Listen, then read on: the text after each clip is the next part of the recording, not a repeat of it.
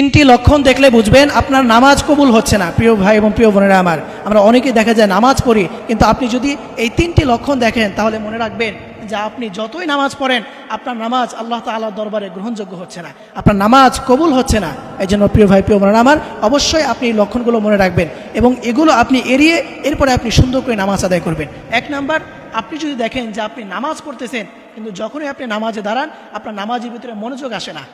আপনি যদি এরকমটা দেখেন, একটা হচ্ছে যে আপনি যখন নামাজে দাঁড়ান তখন হঠাৎ করে মনটা এদিক চলে যায়, আপনি সাথে সাথে আপনার সেখান থেকে ফিরিয়ে আনতে পারতেছেন, তাহলে এটাতে কোনো সমস্যা নেই। কিন্তু আপনি যদি দেখেন যে আপনার নামাজে মনোযোগ আসতেছে না এবং সেখান থেকে আপনি মনটাকে ফিরিয়ে আনতে পারতেছেন না, তাহলে মনে করবেন যে আপনার নামাজ আল্লাহর দরবারে কবুল হচ্ছে না। আপনি যে নামাজ পড়বেন আপনার যে টেন্ডেন্সি থাকবে যে আনতা আবুদুল্লাহ কান্নাকা তারা ফাইন লাম তাকুন তারাহু ফাইন্নাহু ইয়ারা, যে আমি নামাজ পড়ছি আমাকে আল্লাহ তাআলা দেখতেছে অথবা আমি আল্লাহ তাআলাকে দেখতেছি, এই যে এই ধরনের টেনশন, এই ধরনের টেন্ডেন্সি, এটা যদি আপনার ভিতরে না থাকে তাহলে মনে করবেন যে আপনার নামাজ কবুল হচ্ছে না। এটা হচ্ছে এক নাম্বার।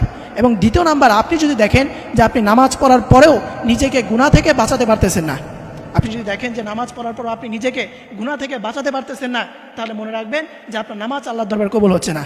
কারণ এই নামাজটা হচ্ছে এমন, আল্লাহ রাব্বুল আলামিন নিজেই কোরআনের ভিতরে বলে দিয়েছেন, ইন্নাস সালাতা তানহা আনিল ফাহশাই ওয়াল মুনকার, নিশ্চয়ই নামাজ মানুষকে অশ্লীল এবং বেহায়ার কাছ থেকে বিরত রাখে।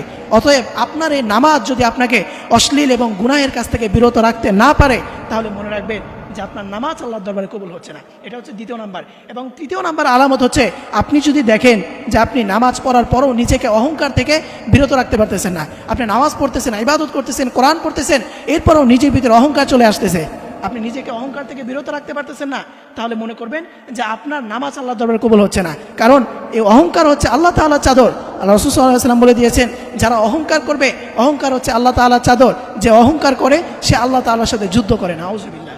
এই জন্য প্রিয় ভাই প্রিয় বোনেরা আমার, এই তিনটি লক্ষণ যদি আপনি দেখেন তাহলে মনে করবেন আপনার নামাজ কবুল হচ্ছে না। আপনি সাথে সাথে এই লক্ষণগুলো, এই ভুলগুলো থেকে আপনি বেরিয়ে এসে আপনি সঠিকভাবে নামাজ আদায় করবেন। আল্লাহ তাআলা আমাদের সকল ভাই এবং বোনদেরকে এই ভুলগুলো থেকে হেফাজত করে সঠিক নিয়মে আমাদেরকে নামাজ আদায় করার তৌফিক দান করুক। সকলেই পড়ি আমিন।